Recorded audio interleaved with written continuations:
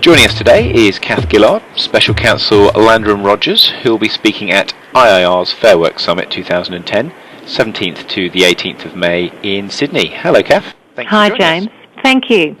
Can you briefly explain how general protections and adverse action provisions would be affected under the Fair Work Act?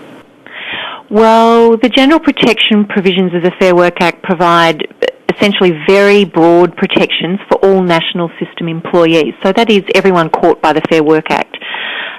They provide protection from others taking adverse action against them for a variety of reasons. For example, because people have a workplace right, which is a very broad term in itself, because of a variety of industrial activities, for example, being a union member, and for one of a number of discriminatory reasons, for example, people's race, sex, age, and so on.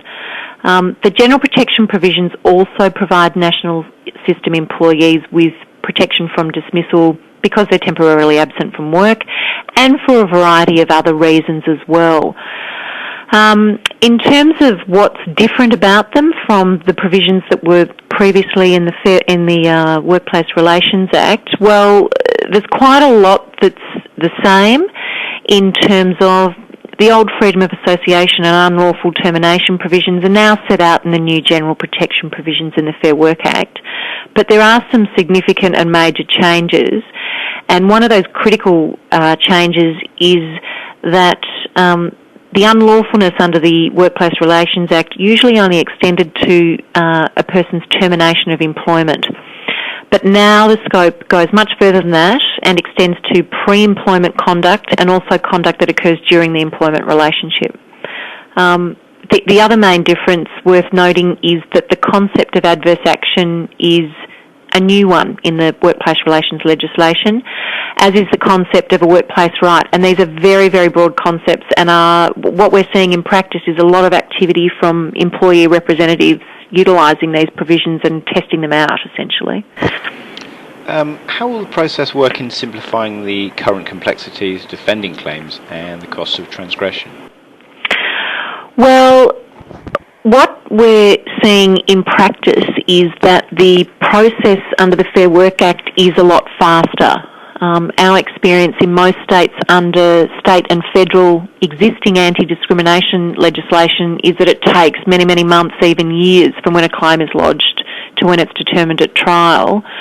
But under the general protection provisions, things are occurring a lot quicker. So, for example, our firm was recently involved in the first substantive adverse action claim determined by the courts, and it took only 3 months from the alleged incident relied upon by the employee up until when judgment was delivered.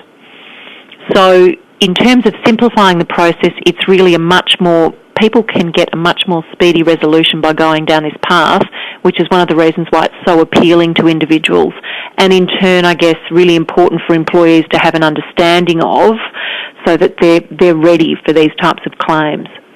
And how will employers be affected?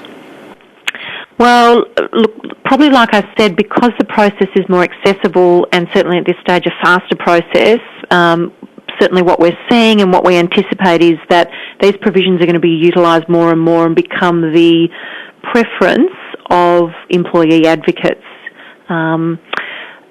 So in terms of how it's going to affect employers really need to be aware of the content of the new provisions, how it applies to them, what they need to do, what are their new obligations and so on, so that they can ensure that they don't transgress any of the provisions and how they can address these issues if and when they come up.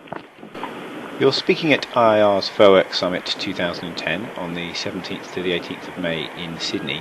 What will you be addressing in your presentation?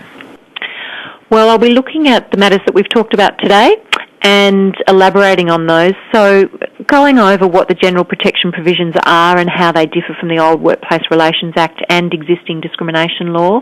But more from a practical perspective for employers, I'll be looking at what's the process involved in addressing one of these complaints. What happens once you get one of these complaints land on your doorstep? Having a look at the case law to date, including providing anecdotes from the field in a practical sense from what we've seen in dealing with the matters, and talking about how, more generally, how employers will be impacted upon by the provisions and what they need to do to address them. And finally, what do you hope events like this will achieve for the industry as a whole?